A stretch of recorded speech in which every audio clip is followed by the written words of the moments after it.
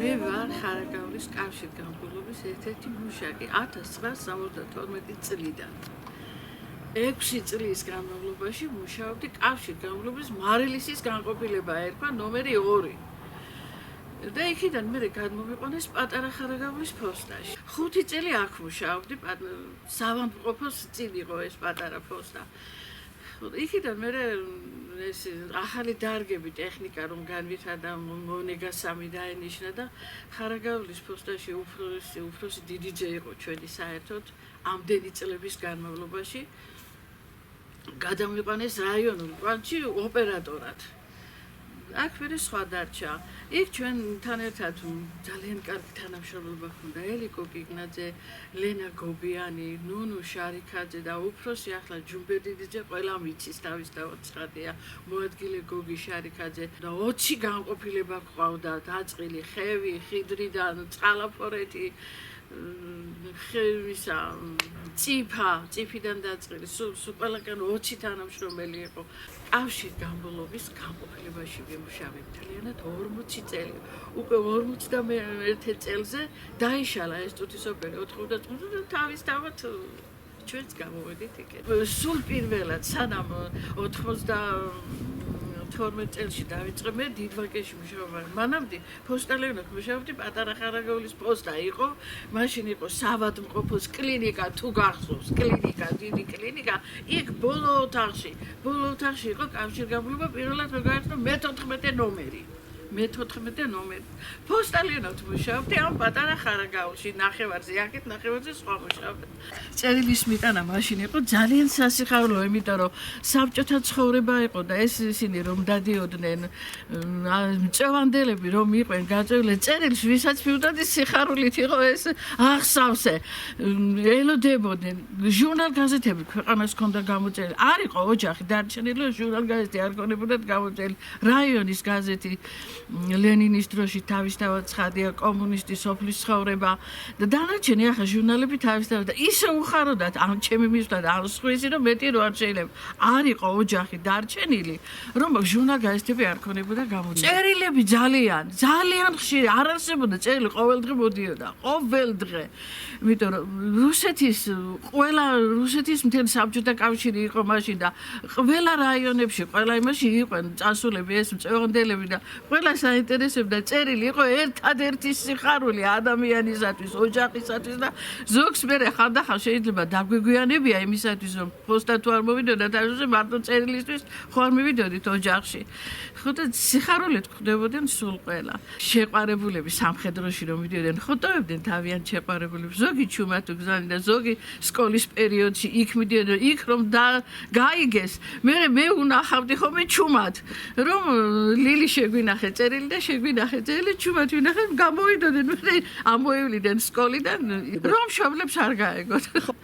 დაახლოებით აგერ 2011 წელში გამოვიშვეს კავშირგაბმულობიდან და მე ჟურნალ გაზეთებს ვყიდდი, ნაკრებები მქონდა მაყოლა ვეფხვაძის, თემური ვეფხვაძის ოჯახში. ვეფხვაძე მერი მუშაობდა ხოლმე. აი ისე წამოვიდოდა, ვირი ყავდა თავისი, დატოვებდა იქ დევებთან. თვითონ ისე ამოვიდოდა მოკლეზე საავადმყოფოს მოკლე ამოსახლოში და ყოველდღიურად რომ თეთრაწყაროში გადი გამოდი. მთელი თეთრაწყარო ახლა პატარა ხომ არ იყო. ყველა საინტერესებდა ჟურნალ გაზეთი, ყველა საინტერესებდა წერილი. ძალიან სასიხარულო იყო. ადამიანი მოდიოდა იმისთვის ფოსტს რომ დაინახავდნენ, უხაროდათ რომ ამბობს მოგვით. საახალწლო მილოცვები და 8 მარტის მილოცვები რო იყო, აი ასე იდგა ხოლმე კონვერტები, მთლიანად რომ გადარჩევას უნდებოდით ხოლმე რომლის არ მაშინ მისალოცი ბარათები კონვერტში ჩიდებოდა და ისედაც შეიძლებოდა რომ წასულიყო და ხომდოდა დადგენა ვინ იყო, ზოგი ბავშვის სახელი არ ვიცოდით, ზოგი იცი და მაინც დიდხანს უნდებოდით ხოლმე, მაგრამ ყოველ დღე იყო აბსოლუტურად ყოველ დღე და ისე სიხარულით მოდიოდნენ ფოსტაში, ისე სიხარულით მეტი რო არ შეიძლება მიცნობდა ქვეყანა. ამ ფოსტაში მუშაობით მიცნობს მთელი რაიონიო რომ იტყვია. ამისანაც ბევრი მომხდარა რომ დაიკარგა წერილი, დაიკარგა დეპეშა. ერთი ეს უნდა ვთქვა, ფოსტალიონი ვერ მოვიდა, ელიკო ხამბაშიძე იყო მაშინ პატარა ხარაგაულის აქეთ, იქ ლიზა ნანიტაშვილი თავისთავად ცხადია, ვარვალა როლანდი ქურდევანიძის დედა. ხო და მოხდა ასეთი ინციდენტი, რომ სული ავრი ცხოვრობდა ახლა და მოვიდა დეპეშა. ხო და ეს დეპეშა რომ მივიღე, დავწერე და ჩავდივი ასე იმაში საანგარიშოში, რომ მოვა პოსტალიონი და წაიღებს. ხო ეს ის ჩავარდა ასე იმაში საანგარიშოს ფურცელში დამრჩა, მეც დამავიწყდა პოსტალიონი წარმოვიდა და ეს კაცი დავტოვე გასვენებაში წაუსვლელი. აი ეს ისე მახსოვს, ისე მაგ ძალიან ხინჯად რომ როგორ ვაწყენია ამ კაცს იმანის რო ვეღარ ჩაუსწრო მთიანეთში ცხოვრობდა ეს დიოლეტიდან იყო ჩამოსულები და ისე მაგ ეს გულში რომ მეტი რო არ შეიძლება რომ მე ის კაცი დავაზარალი და ვერ წავიდა გასვენებაში.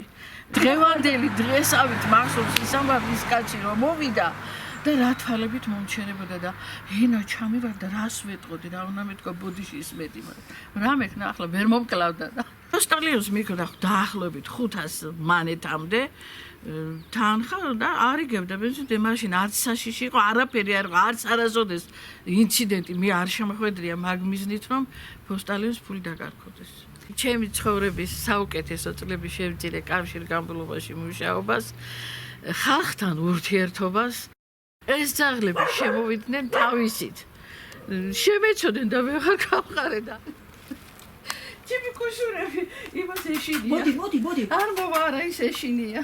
ხო. ოჯახისათვის ვაკეთებ ხოლმე ჩემი ხელით და მინდა რომ ასე საპატიო სტუმარს პატივი ვჩე. დიდი მადლობა.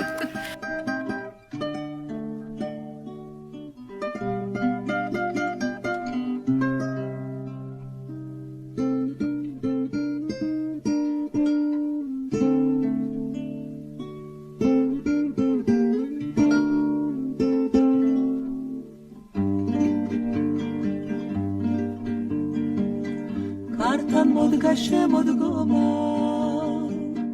ნადრევად მოფრენილი